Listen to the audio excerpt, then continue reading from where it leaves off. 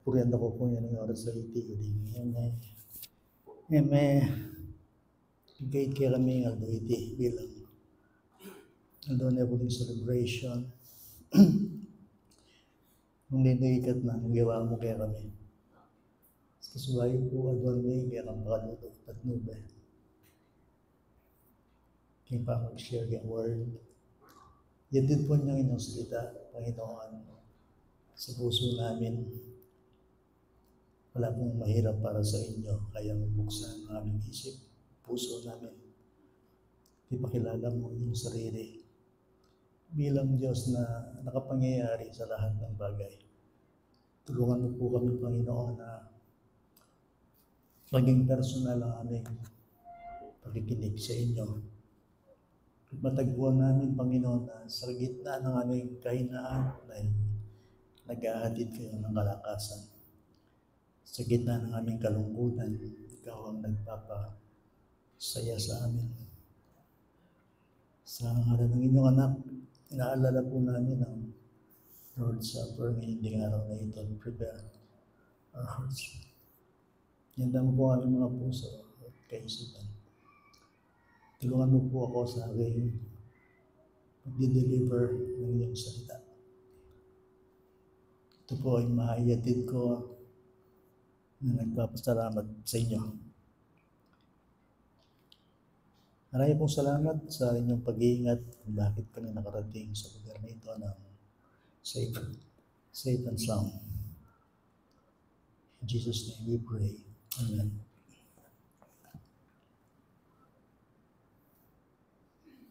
Ang sishare ko sa inyo ay very basic. Kasi naalala ko meron tayong communion ngayong araw na ito. So, nais kong i-share sa inyo. Actually, hindi ko pa naman nagagamit ang talatang ito, pero gusto kong siyang share sa inyo. Sa Bible ay merong 7 I am statements. I am. Pangalan pala ng ating church. Great I am. Appropriate naman sa ating church.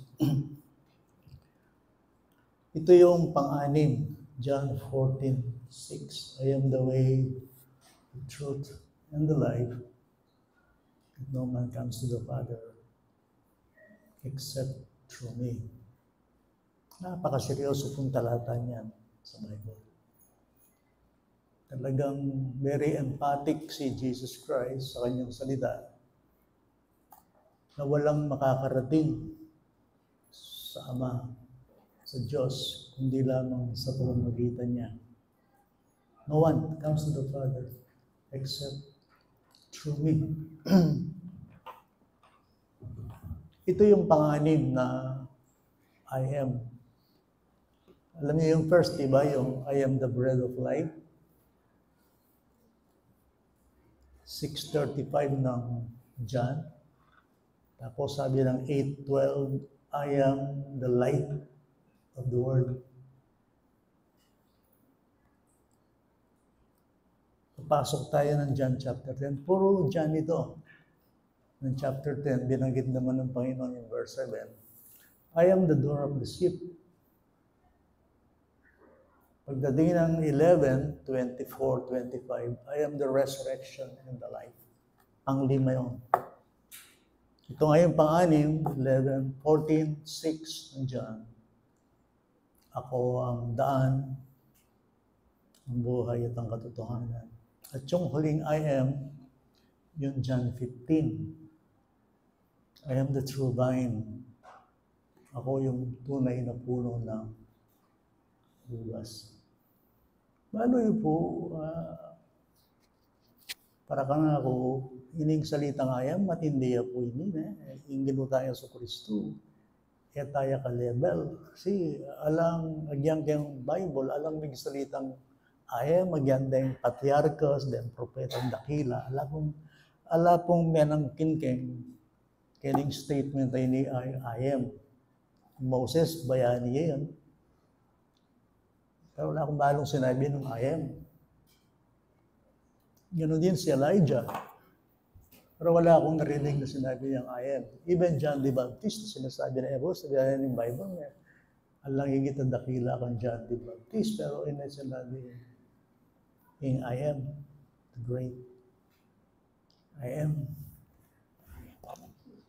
Kaya kayo po, putang daran-daman niya sa John ng Christ. I am. Ano po yung tatang na kaya kayo? Okay, something na i-Christ, mo po tao. Okay? At least itong naiintindihan natin na si Kristo higit sa tao, nagkakaroon tayo ng comfort and security and happiness. Kasi ako tanggap talaga na yung Savior, tao yun. Mo. Kabado kaya kayo. At tanggap yun na yung Savior yun, kalupaya mo. Tao. Kaya pwede ka rin kasi kung si Jesus Christ ay hindi tao lang siya at hanggang doon lamang siya, hindi at karapat dapat talagang sambahin at paglingkuran ng Panginoon. But He is more than a man. Okay. Yung salita pong I am, kayong salitang Grego, mo kadiretso. Bakit tama? Salitang I am, muli sabihin, ako, the one and only. I am. I, myself. I, myself. Wala mo kaya biyata mo nung ating sagot, kaya ganagan ng sitwasyon na mo. May niya mo sagot, I am. Isipan niyo po yun, nano ko man problema, nano man yung sitwasyon nyo. Kayo man yung peka makasalanan tao, kayo man yung peka mabayad din yung problema ng tao, nano man yung sitwasyon nyo, i-meditate niyo po yung salitang I am. Yung salitang I am po, lagyo na po yung Diyos, Yahweh. At ginamit din ang aliwagan tawli ng Jehovah.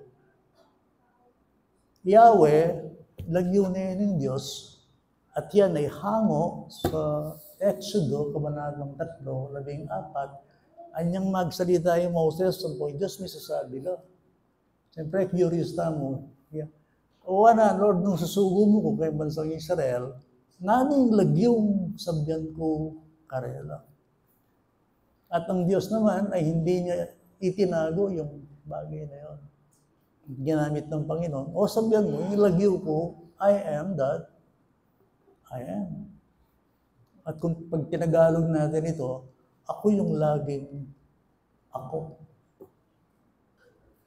Pero mauubos talaga yung ating kaisipan dito kasi yung salitang I am, ako, alayang yesterday, today, kasi ito yung laging ngayon. Wala siyang kahapon. That's why yung Bible, magsalita yun, itong pisasabihan tayo yung Diyos, alayang pasimula, alayang katapusan. Agyang sasabihan na ng Bible, the Alpha and the Omega, yung muli nasabihan ito, alang mo muna ka na ako, alang tauli ka na ako, from everlasting to everlasting, you are God. Kaya pa magbulay mo po ang atsura kaya bali, makalukluk ka, isipan niya po sila kaya kayo. Pakisabihan na ka ng Diyos, sabihan na kaya ka, I am. I am. Isto sinabi na ng Bible, do not be afraid, do not fear. Sagot ka rin, I am. Now, Jesus Christ, hindi siya nag-atubili na gamitin niya yung salitang I am. Hindi po ba? Nung nagsasalita si Christ, yung Diyos kanuya, ginitang, ako, I am the God of Abraham, of your father, Isaac, and Jacob. At doon ka niya isipan, imburi ko mong i-drive, share kaya rin yan yung oras sa iyo. I-Kristong pisasabihan na mo, igit siya kayong tao. Tayo kasi asa we Christ, perfect man yan, nung etambalo, ng kayang divinity or deity. Wari binasa kaya kayo minsan, in John 8:58. Mabilis ka ba yan, sir?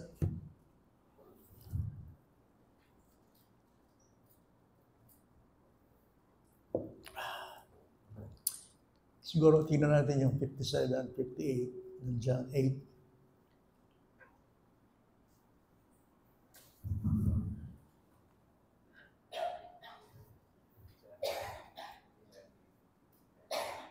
No, John 8. Hindi nga siya available. 57. Wala naman. Gulo niya na siya, no?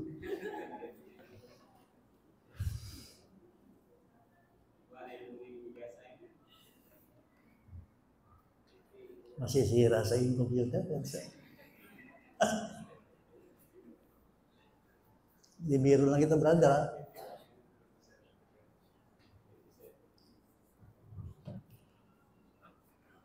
Kasi sabi ng 56, okay yan, nagdala kami yung amang si Abraham na nakita niya ang aking araw, nakita niya ito, at siya'y nagalak.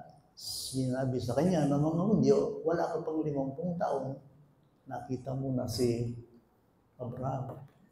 Ano po ang agwat ni Kristo kay Abraham? Anong edad nila? Yung brother, 2,000, di ba? Approximately 2,000 years. Biro mo yan. Pero ang sabi ni Christ, nakita niya ako.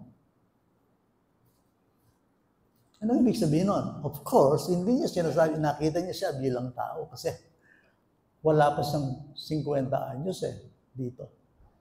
So, hindi mo ko sabihin kayo before Abraham was tao, humanity, human. I am God. Ang nakita ni Abraham, hindi yung pagkatao ni Christ, hindi yung pagiging I am. Nandun na ako.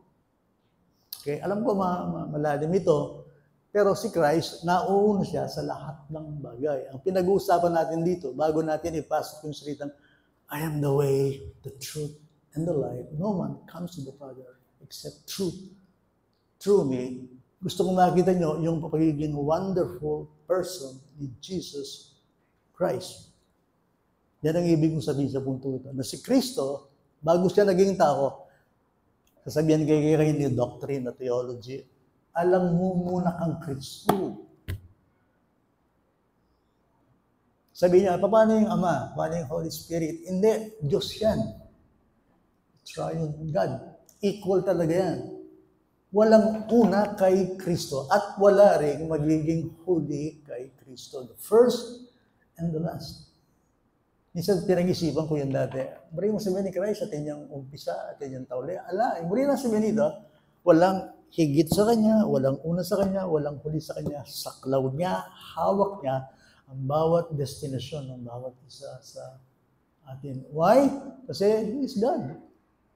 Siya ay Diyos. Sa kanya lamang yung titulong, I am. I am. So yung pang-anim na bagay na ito. Sabi ko kayo, dahil sandang INC, karela talaga, lantaran, tuwiran na Jesus Christ. Ang gaya ka rin tao mo. Okay. Yan, i-share kayo yung bagay, baka nito intindihan. Kasi bago tayo ay intindihan ng salitang I am the way, kailangan maintindihan natin anong klaseng persona si Yesu Cristo. Ba't niya ginamit yung salitang I am? Ba't niya ginamit yun? Ang Panginoong Yesu Cristo. Okay. Si Kristo, alam natin lahat, naririnig natin, alam natin, siya ang Diyos na nagkatawang tao. 1 Timothy 3:16. God manifest in the flesh. Okay. Ngayon, ang kaibahan ng Panginoon ay ito. Si Kristo, 100% God, 100% Diyos, nasa kanyang single personality. Kung balo ng sa rin, kasi babasa Bible School yan. Hindi daw na ba yung hypostatic union? Hypostatic union. Are you familiar? Narinig mo na yun, di ba? Okay, now, ito yung hypostatic union. Siyempre, susunod na yung union, miyabe. Okay, halimbawa, ako, I am united to Christ by faith. Hypostatic union, paano nagsama ang Diyos at ang tao? Pag sinabing hypostatic union, 50-50. 50% in Diyos, 50% in humanity ng Christ. Wrong. Hindi. Hypostatic union, kasi hypostasis, imurita sabihan, substance ang pong persona. So, twofold nature in a single, undivided personality. Burito sa yan, dili. Kapapanganan kaya kasi immortality. In Diyos, ang po pangatao ng Kristo, niyahabela kay niya itong personality. May pwedeng sabihan ni Christ, Diyos yamo. Mali ito, heretical ito. Pag sinabi mo si Christ, Diyos lang, hindi siya tao, mali ang doktrina ito. Pag sinabi mo naman si Kristo, tao lang, hindi si Diyos, mali yan naman ito. Ni Kristo, yayunitan God man, Jesus Christ, in His single personality. So, nung siya nandito sa lupa, yan ang Diyos. Nagkatawang tao, yes, 100% Diyos, 100% na tao. So, hypostasis, yung person, two natures, nasa kanya, yung bagay na yon. Natenda ko nga halimbawa, bakit lang hindi niya. Nung bang nandito si Kristo, ginagamit niya yung kanyang pagka-Diyos at ginagamit niya yung kanyang pagkatao? Yes, pareho. Baka na ano,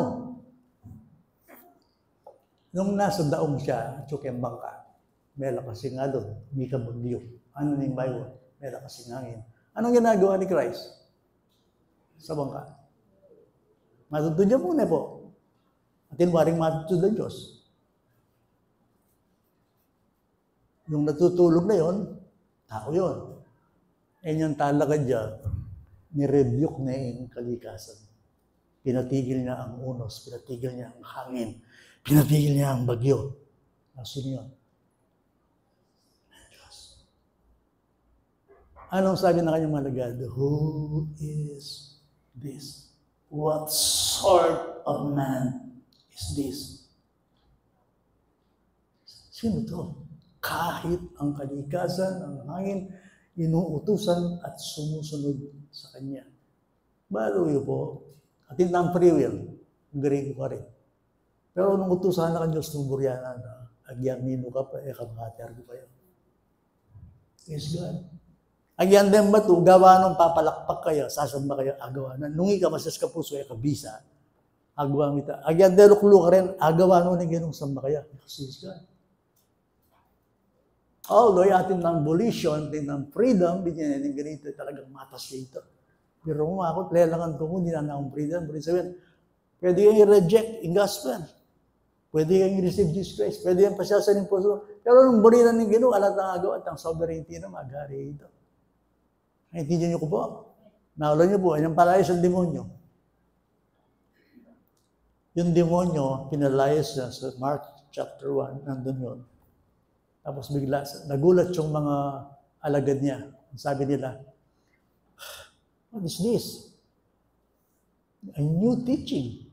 Bagong aral. Sabi niya, ito yung turo, ano may authority na kahit ang mga scriba hindi nagagawa. Hindi sa akakit ni Kristo, pangkaraniwang tao. Yung kayang turo, akit si Christ, sumisalita niya, final niya, period. Magsalita si Christ. Saguli, hindi ka maligong, saguli. Pasagrado kayo sabi, alangan tita kang Christ. Gusto may salita si Christ, period. Gusto sinabi ng Christ, very emphatic, I am the way, I am the way. No man comes to the Father except through me. Period. Final. Itong authority na ang power na ni Diyos. Kaya ang puntong ito. So, pag pinag-aralan nyo si Christ, at kung kayo pamayari, libro ko at katakta po. Review kita. The Incomparable Christ. I recommend. Yung Muriam Basan at checking YouTube yan. Highly recommended yung book. Talagang iniisa-isa niya yung katangian ni Jesus Christ nung siya nabubuhay dito sa lupa. Hindi ko pa lang siya natatapos. Pero yung title na lang talagang medyo hindi pwedeng parang hindi mo basahin yung aklat na yun. Si Kristo hindi pwedeng ihambing. Ngayon, yung kanyang sinabi dito sa John 14:6, I am the way. Kaya kabangbangan, yung muli na sabihin dito, ako yung dalan. Kailangan tayo warin dalan. At nang muli na sabihin yung dalan means rota. Taan? Anong ibig sabihin nun? The necessity of a way. Anong ibig sabihin nun sa atin? At sinabi nito, sinabi ng Christ, I am the way. Makiramdam ka, kailangan atiyak mo at yung dalan. Otherwise, kaniras kang Diyos. Kaya ka malungkot din ang asabi ko kaya katamo ito. Dasan bangan yung kaya gana-gana kaya. Pero pag hindi tayo nakarating sa Diyos, kawawa yung kaluluwa natin. I don't care kung lahat ng planeta inabot mo, lahat ng bansa, nakapag-travel ka. But one thing, kapag hindi ka nakarating sa Diyos, nanakawan mo ang iyong kaluluwa ng isang walang hanggang kaligayahan.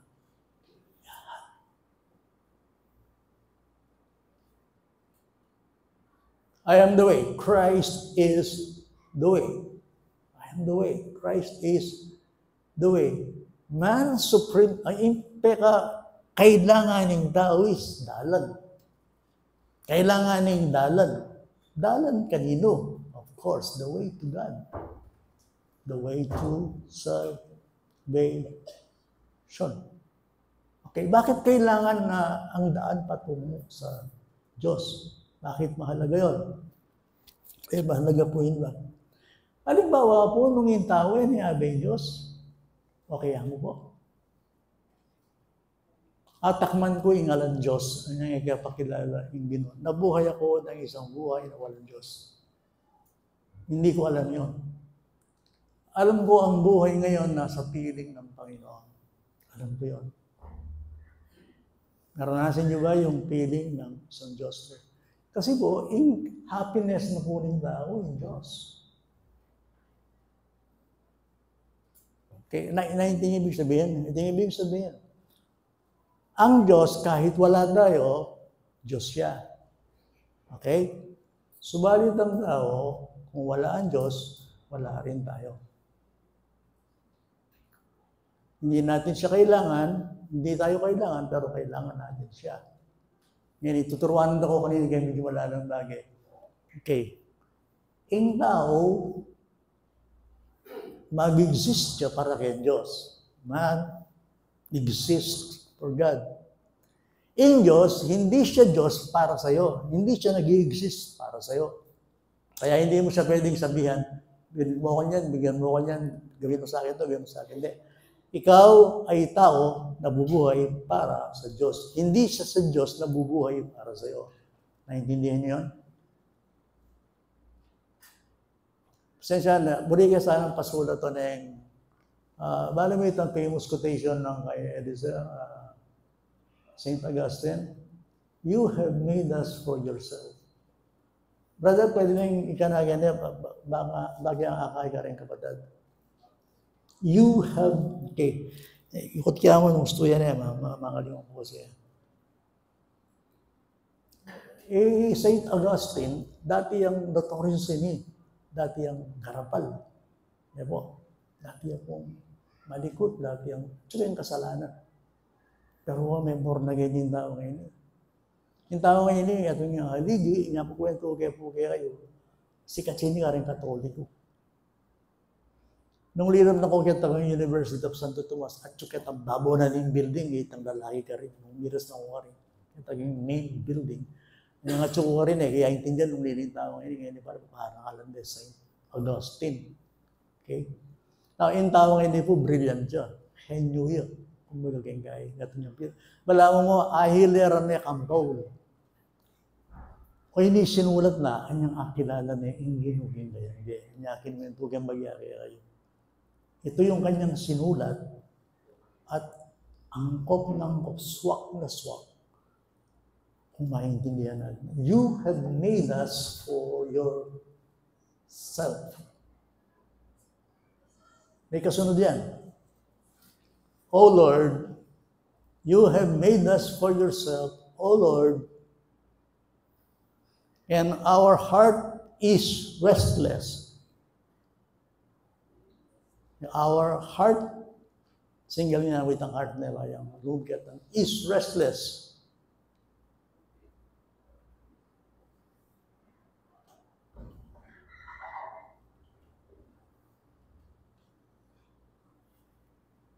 Napa? Sensya na.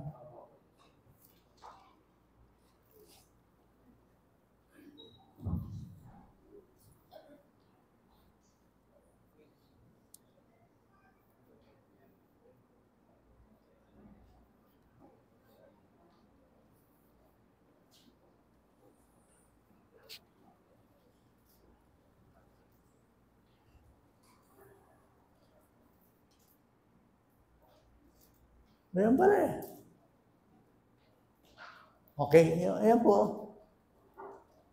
You have made us for yourself, O God, and our hearts, yun yung Eskarin, are restless until they rest in you.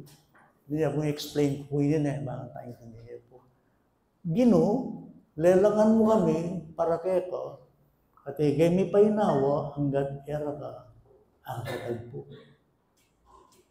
Sinabi ng Christ din eh, lumapit kayo sa akin, lahat kayong nabibigatan, lahat kayong napapagal, at bibigyan ko kayo ng kapahingahan.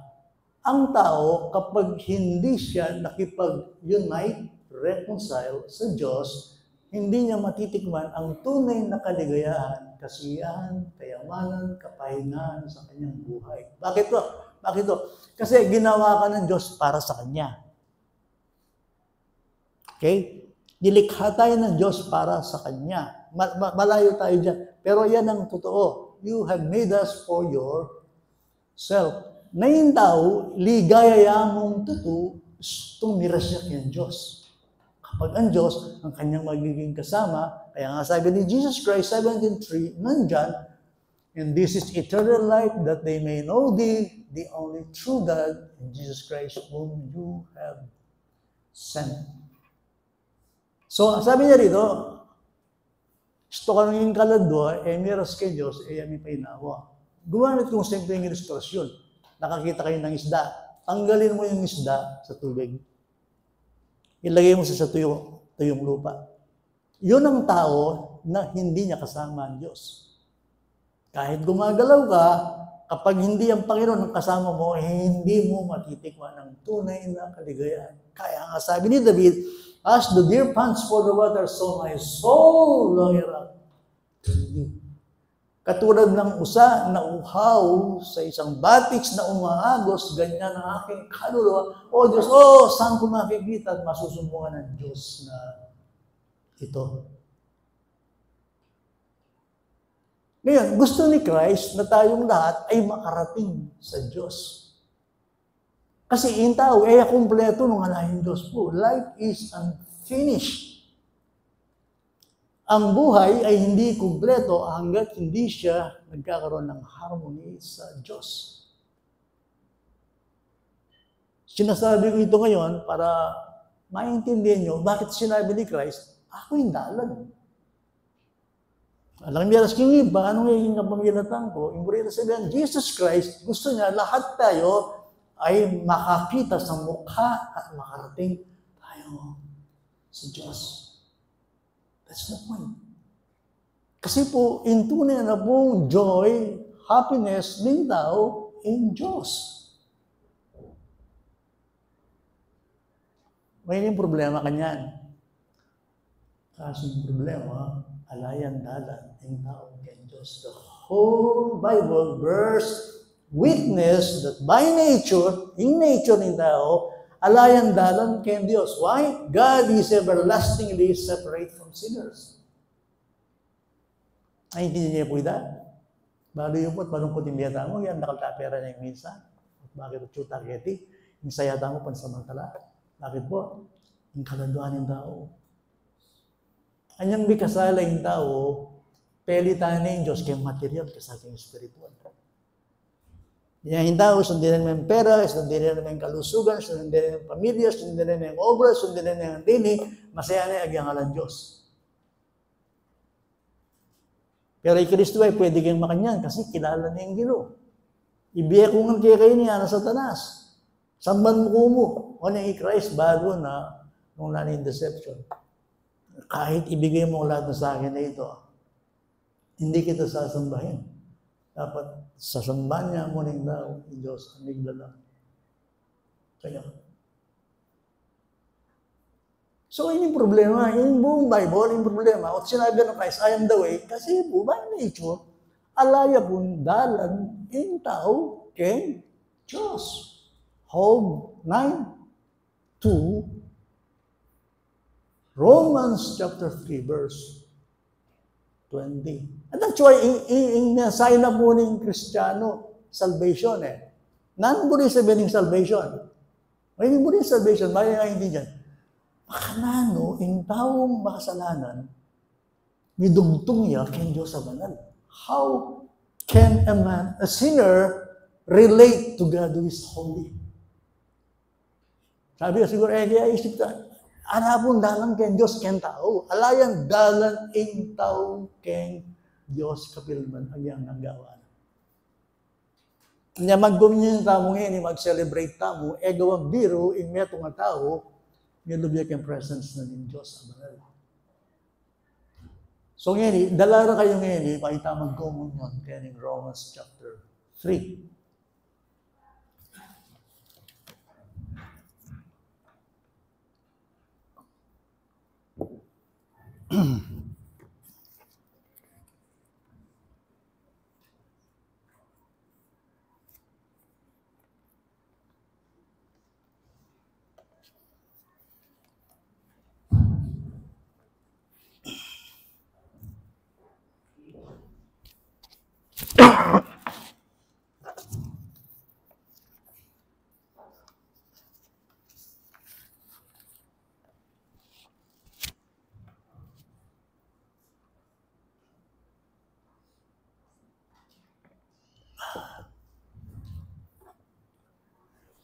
Chapter 3.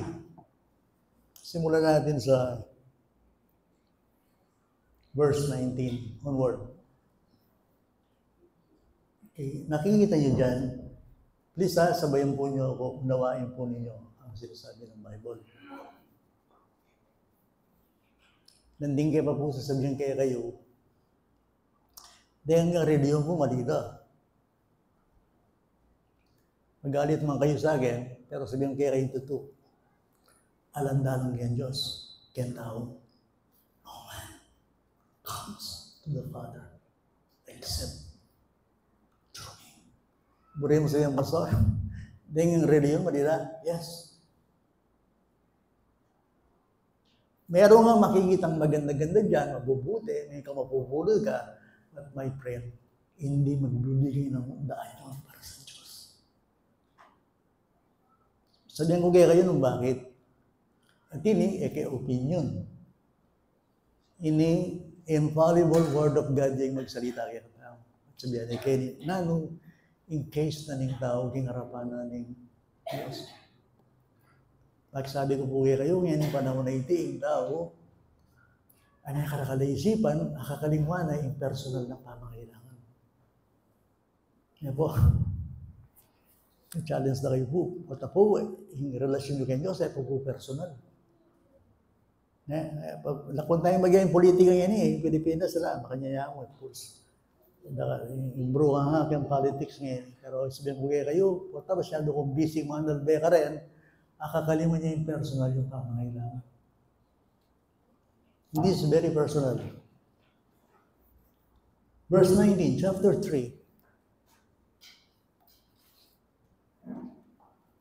Ngayon, ay nalalaman natin na anumang sinasabi ng kautusan, yun ay sinasabi sa mga nasa ilalim ng kautusan upang matahimik ang bawat bibig at ang buong sanlibutan ay mapa sa ilalim ng hatol ng Diyos.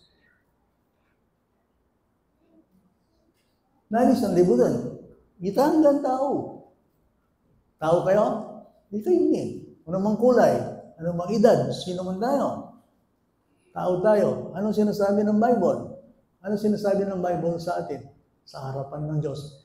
Itamungan, guilty taman. Guilty. Period. Kung may nagsasalita sa inyo na, siguro naman, ganito. Shut up, ano ni Bible? You shut up! Shut up! All are accountable before God. You shut up. Kailangan akit may sarili mo, personal. Then tama yun kwentuhan lang, naman nakakit yung sarili mo. Kailangan nakit mo ito, otherwise, yung kaladwa may pahamak yun. Ang pinag-uusapan natin dito, kaluluwa. Kaluluwa, relasyon, spiritual na pangangailangan ng tao. Baka yung demonyo gawa ng abalay tao, hanggat naisip, ang kailangan ng isipan, yung kayang kaladwa. The state of his soul. Agad malyari, akit siya yung tao, mimimos siya kay Diyos. Gawa ng abalay yung sarili na, manangitan naman yung gino, manangitin kayo yung sarili. Praise be the name of the Lord. So, yun yung sabihan na. Okay? Sino man sa atin, maaaring iba-iba ang degree ng buhay natin. Pero ayon sa declaration ng Bible, lahat tayo guilty. Guilty. Nadiwang mo rin politiko, ilang guilty. Kanino ko guilty? Kaya tao, kaya harapan ng Diyos. Lahat tayo ay under the law. Lahat tayo, under God tayo, under God, under the law. Ibig sabihin, yung kautusan ng Panginoon, hindi natin nata-perfect. Tayo nga nasunod mo. Yung kautusan ng Diyos, siya rin guilty. Guilty tangan. Kaya harapan ng Ginoo. Lahat. Kaya nga, aking change, chapter 3, no one is righteous. Agayang pastor, agayang papa, agayang ninupang tao kay magbilog niya to, all have sinned and fall short of the glory of God. So, ang sabi ng Bible dito, sapagkat sa pamamagitan ng mga gawa ng kautusan ay walang tao na ituturing na ganap sa paningin niya. Iwaya po ita. Kaya ngarabanan ng Diyos, ngunit ang kautusan ng Diyos, alayang ituring matulid, therefore, makasaraing dalang kaya ka. Naalala mo yung bawa sa Genesis. Anyway, palayasin ninyo yung dalang po yan ba? Yan may kasala. Mabasa mo nila.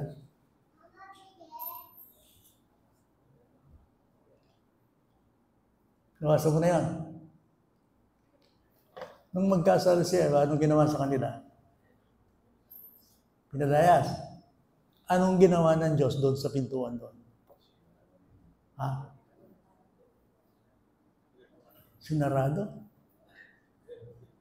Pinabantay? Yes. Burin si mental tao, kaya sarili mong kayod, makabantay yung pasbul, king paraiso. Kayo pwedeng mga noob kenny, kasi babanten de. Makabantay ang anghel na ninyo magkatang panalita. Mila ko yan dalan ng Diyos, ng tao keng Diyos. No other way, no way. Sasabihan kayo may itong nga punto. Alayang dalan ng tao keng Diyos. That's why Christ is the way. I am the way. Kung may itong karindalan, ako mo in dalan. We think I am, ako lang.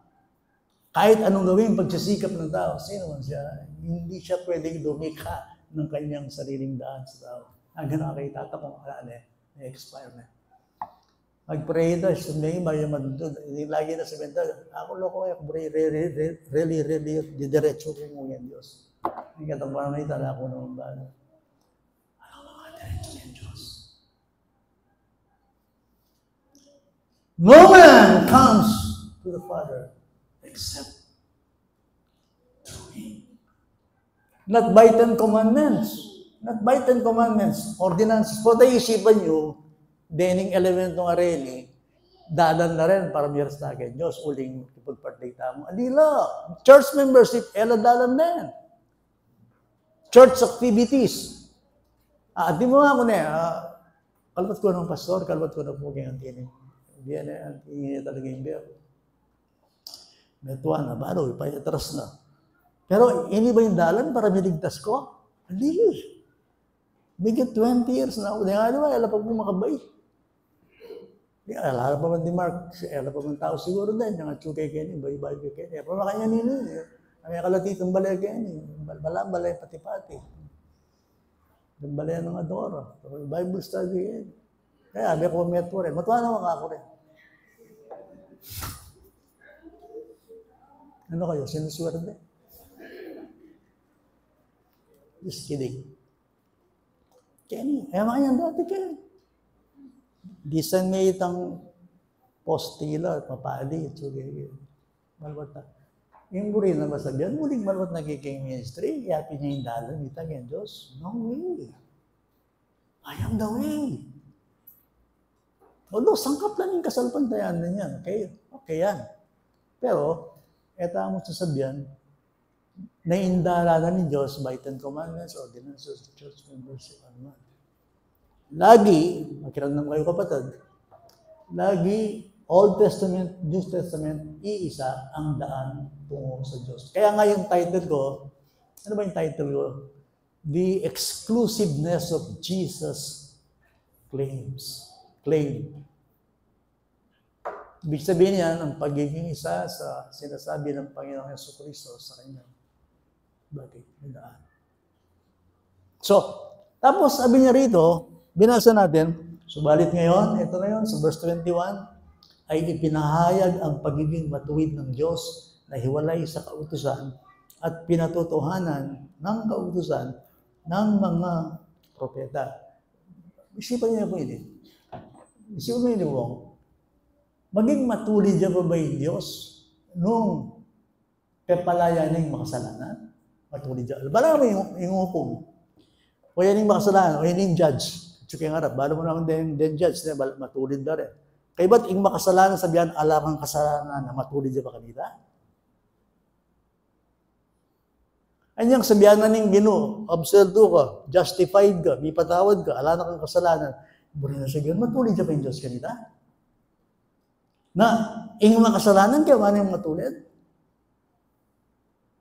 Hindi ba lang, and I say this with reverence, parang ang Diyos hindi siya matulid. Why? Makasalanan ko, declare na akong matulid? That's the point. Anya alay yung solusyon ng tao, kaya harapan ng Diyos, kasi makasalanan niya, mo na abalik ito. Kaya idinidinig, Jesus Christ, I am the way. Halimbawa, ulitan nga, ako na makasalanan, dineclare na ako ng Bible, na inaring ganap, na matulid kong hindi, wala akong kasalanan. Sinabi ng Banwa, dineclare na ako ng Banwa, matulid. Diyan makasalanan ko. Yung rin sabihin, matulid niya pa yung Diyos kanila.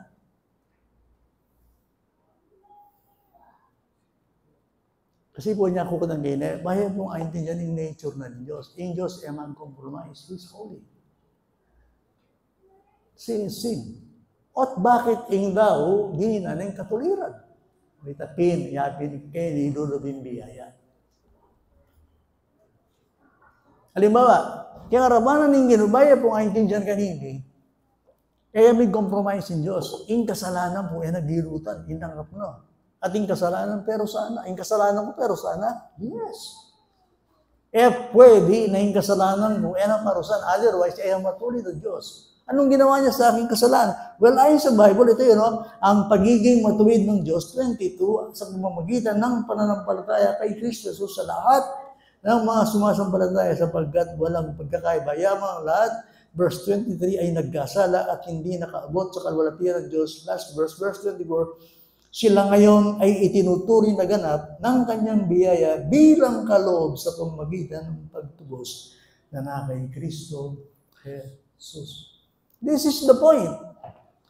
Yung kasalanan ko, kaya matulid na Diyos, doon ko rin minta. Karin. O ngayon, nanimiras ka na ako, itang katuliran ng Kristo, makapiblas niya kayo. Kakakita ng Ginoo, yung kasalanan mo, ating may mayad. Ano naman gawa ng Ginoo? Okay, malugod ko sige, patawaran na naka. Alangan dito. Justice in Diyos. Bali, iba ito nga bagay para intindihan ng Diyos. In Diyos, yung patawaran ng kasalanan. God loves you, God loves you.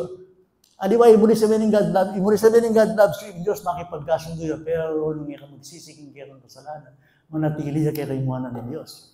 Kaya ang conditional love, yung sabihin kayo, that's wrong. Pwede mo sabihin, nagyang makasalanan ko, okay mo kayo Diyos, hali. Pwede mo sabihin, kung kayo nung ikaw magsisi, okay mo, hali. Kaya ang conditional love. O nang gawa ng biyaya ng Diyos, kayang anak, yung pero sa ano. Yung theological term kayo, substitutionary work of God. Sabihin, Kristo, pelitane, isarili mo, kingwaning kasalanan mo, at miras kayo yung katuliran. Sabihin, itang kasalanan ko at yung memayad.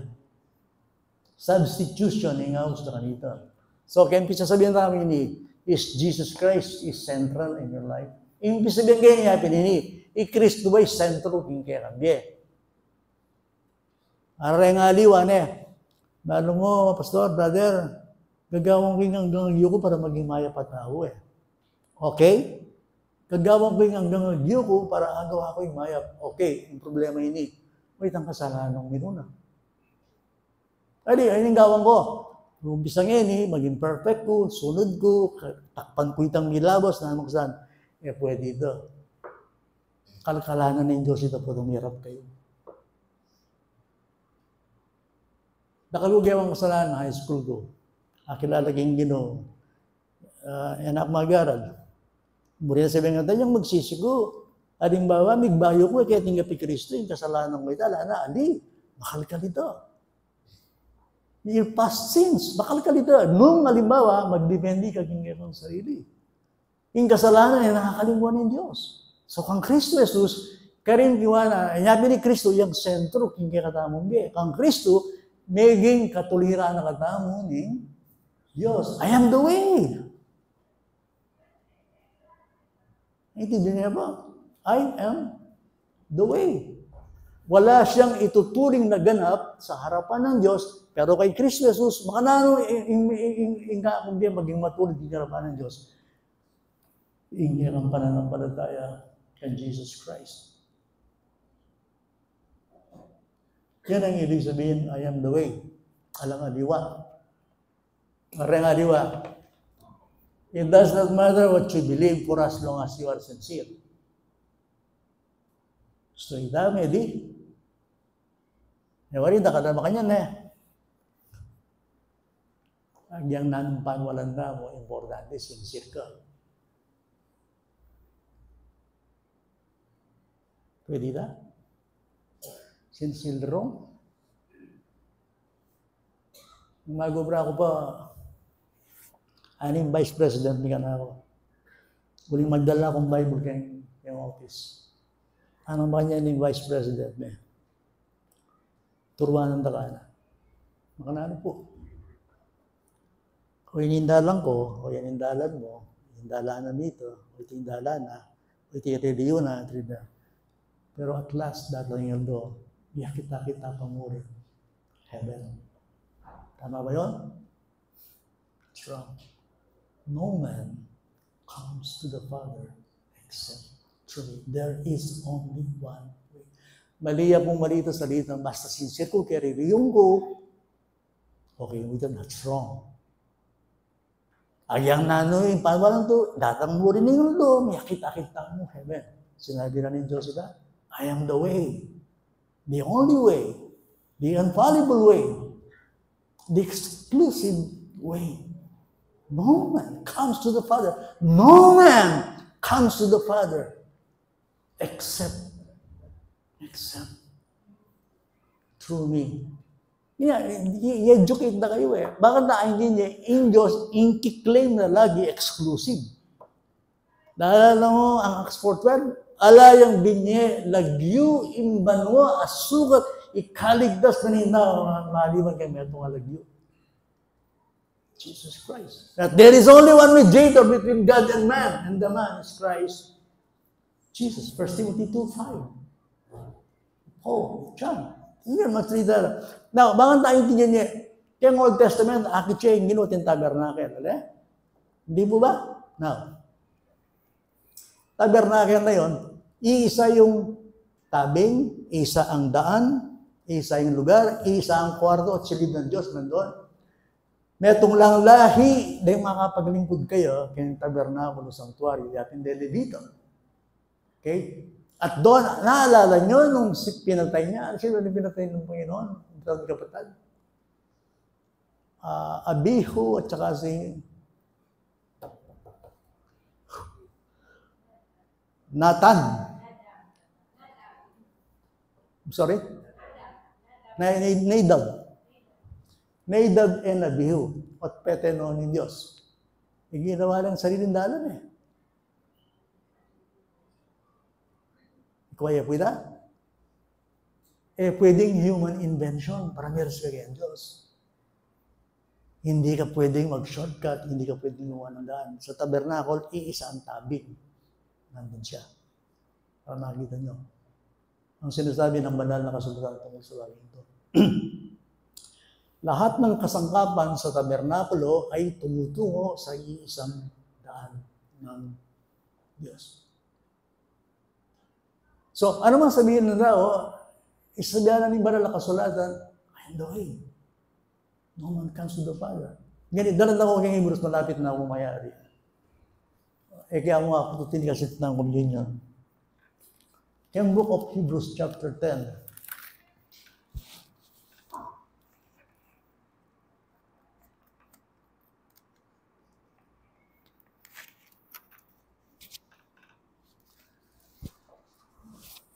Okay, basahin ko sa inyo.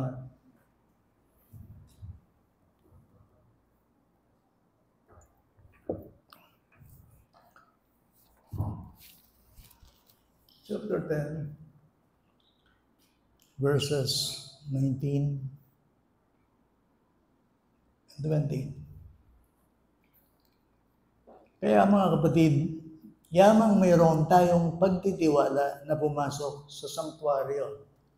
Symbolically, ano sanktuaryo? Presence ng Diyos. The Holy of Holies. Kaya niya makatuknang yung Diyos kay Old Testament. Okay? Now, sabi rito, na pumasok sa sanktuaryo sa pamamagitan ng dugo ni Jesus. One blood, one way, the infallible way. One blood, one way. Sa pamamagitan ng dugo ni Jesus na kanyang binuksan para sa atin ang isang bago at buhay na daan sa pamamagitan ng tabing sa makatuwid ay ang kanyang laman. Saguli po. Bago pa nang i-distribute. Kaya ang tabernakulo, meron dalawang silid. Ito yung, halimbawa, ito yung tiles, no? Nandito yung Diyos, ang tawag dito ay sanctuaryo, Holy of Holies. Makakulog niya yan. At least 4x4. Kaya lugar ay ni, karin na rin maglingkod na tao. Priest na rin ito, ang sacerdote. At yung tabing Kenny, o yung tabing. Ang tabing na yon ay sumisimbolo na hiwalay ang Diyos at tao.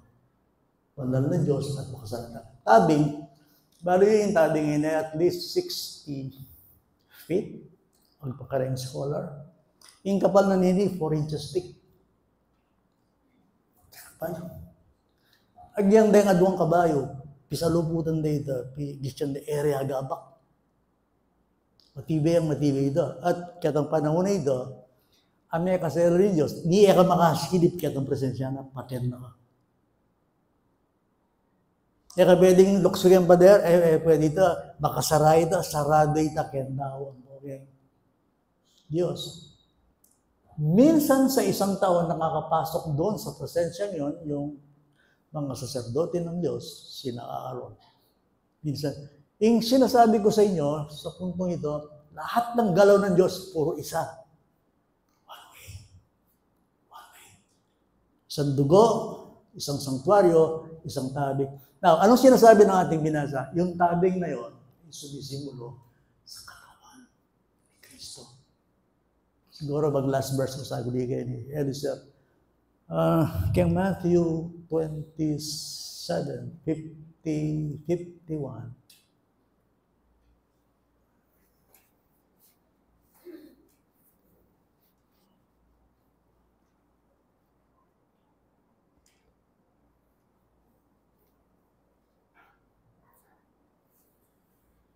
Kaya may brother, tapos na ako.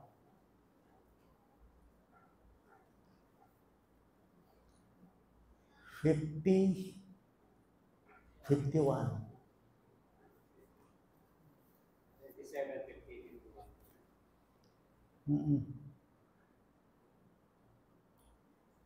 Okay.